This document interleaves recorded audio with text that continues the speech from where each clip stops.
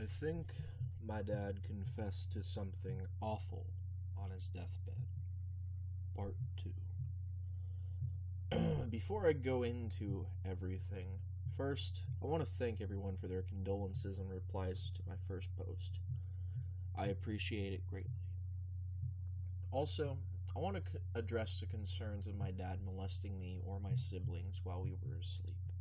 So I know anything's possible, but if anything is impossible, it's that theory. I know he said something about what he did while I was asleep, but I didn't take it that way, and let me tell you why I don't believe it's possible.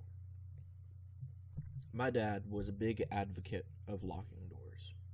Ever since I was little, I can recall my dad having us lock our doors from the inside when we went to bed and keeping the keys in our pillowcases. Weird, I know, but I guess country folk can get paranoid.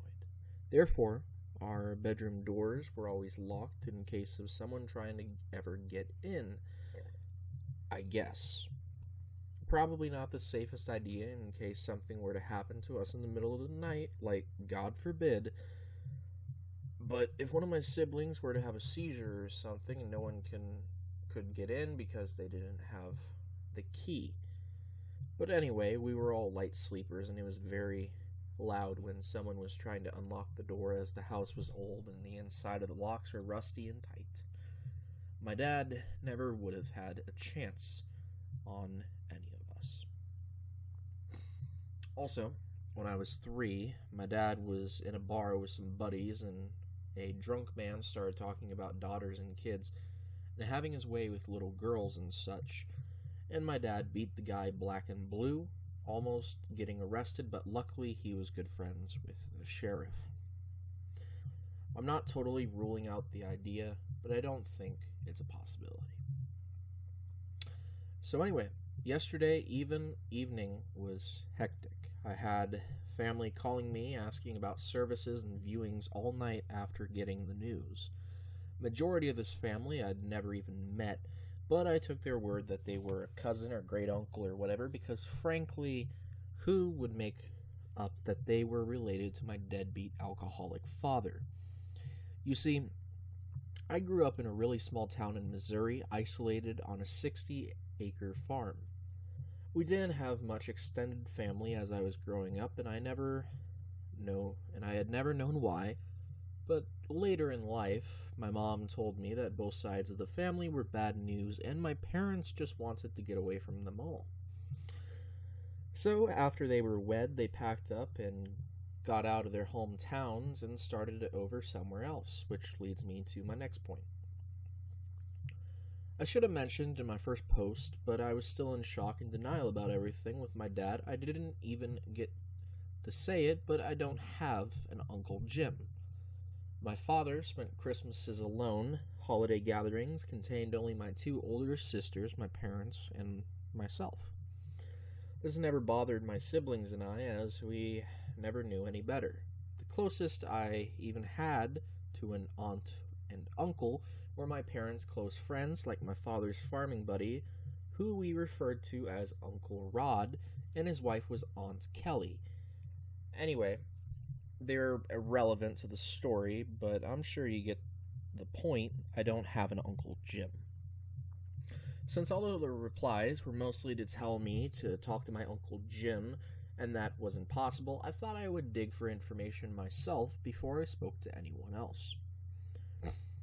I've been staying at my dad's place since he started to get sick, as I live more towards the city.